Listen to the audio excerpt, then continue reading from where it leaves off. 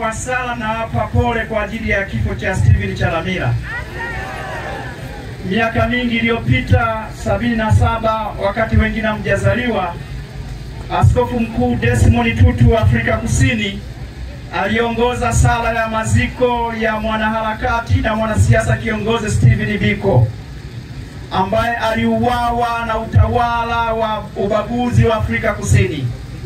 Lakini Askofu Mkuu Desmond Tutu wa kanisa Anglikana wa Cape Town hakuwaomba watawala wa Afrika Kusini kwamba waandike katiba mpya, kwa sababu haki haiombwi.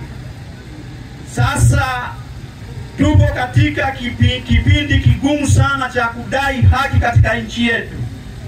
Haki haiombwi. Mkiendelea kuomba haki haitapatikana.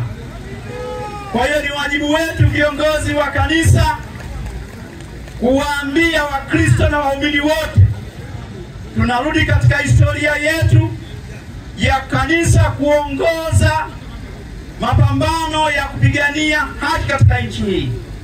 Nitaka niwakumbushe, niliwaambia watu wengine kwamba Tanzania haijaumwaga damu katika kupigania uhuru wa Tanganyika. Siri kubwa ya kutokumwaga damu ni moja, ni kwa sababu kanisa lilisimama kwa nafasi yake. Baba ambaye alikuwa kiongozi katika hili alikuwa ni padri wa kanisa Katoliki wa jumuiya ya Fabian Society, alikuwa anaitwa Father Welsh. Father Welsh alimuita Nyerere kwa siri, akamfungulia panorama ya Tanganyika, akamueleza siri ya Tanganyika kwamba mkitaka kupata uhuru bila kumwaga damu na kwa haraka, siri yenu iko hapa. Ndipo Nyerere akajiuzuru kufundisha Pugu Sekondari, akaenda kujiunga na TANU, akaenda kudai uhuru Umoja wa Mataifa, tukapata uhuru bila kumwaga damu, msingi mkubwa ukiwa ni kanisa na padri aliongoza katika mapambano haya. Na sasa katika kipindi hiki viongozi wa kanisa wakiwepo hapa Tunduma waliongoza ibada ya maziko ya Chalamila aliyepigwa risasi wakati wa uchaguzi. Hatuwezi kuendelea namna hii. Hatuwezi kuendelea kuongoza ibada za maziko za watu wetu ambao wanapigwa. Na sasa lazima tuwaambie ya kwamba lazima tuandike katiba mpya, tuondoe mfumo huu ambao sio mzuri, ambao sio wa haki. Na sasa sisi kama viongozi wa kanisa lazima tusimame imara. Ukimwona mchungaji wako, ukimwona padri wako, ukimwona askofu wako anakaa nyuma katika kuendesha mipango hii ya kuunda mfumo mpya wa utawala, huyo mwambie sio wakati wake, asimame kuwakomboa Watanzania. Mimi nasimama hapa Tunduma ni ardhi ya kwetu. Tunduma ilikuwa sehemu ya mkoa wa Mbeya. Ninyi wote na Mbeya ni mapacha. Kwa hiyo lazima nisimame katika ardhi ya nyumbani hapa Mbeya kama Mwamakola, ya kwamba Mbeya yote, viongozi wote wa kanisa katika mkoa wa Mbeya na katika mkoa wa Tunduma tusimame imara, tuwaambie watawala kwamba waandike katiba mpya, waandike pia tuunde tume mpya ya uchaguzi. Lakini pia ninyi waumini msibaki nyuma. Mnapokuja makanisani muongoze haya. Mkitusukuma sisi tutakuwa pamoja, lakini msitake sisi ndio tutangulie mbele.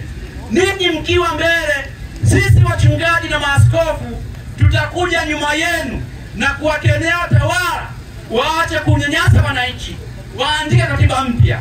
Sasa nyosha mkono wako, naenda kuomba. Baba, katika jina la Yesu, asante kwa ajili ya mkutano huu hapa. Asante kwa ajili ya watu wa Tunduma. Hawa ni mashahidi ya kwamba mtu wao aliuawa wakati wa uchaguzi. Hawa ni mashahidi ya kwamba mfumo wetu wa uchaguzi sio mzuri. Kama mnaamini kwamba mfumo sio mzuri, sema amina. Hawa watu wamekuja mahali hapa, wanataka nchi hii iwe na utawala ulio wa haki. Kwa hiyo wanakubaliana na askofu ya kwamba nchi kaandika katiba mpya, sema amina. Wanakubaliana na askofu ya kwamba kawa na tume huru ya uchaguzi, sema amina. Wanakubaliana askofu kulia kwa ajili ya watu ambao wananyanyasa wenzao, wanatoa amri ya kuwapiga risasi wenzao. Hawa watu wakafedheheshwa kwa jina la Yesu. Amina. Hawa watu wanaoua wenzao, hawa watu wanaoiba chaguzi, hawa watu wakanyenyekezwe pamoja na familia zao, kizazi cha kwanza na cha pili na cha tatu na cha nne. Sema amina. Neno la Mungu linasema heri wenye haki na kiu ya njaa heri wenye njaa na kiu ya haki, maana hao watashibisha. Basi Mungu awabariki katika jina la Mungu Baba na Mwana Mtakatifu. Amen.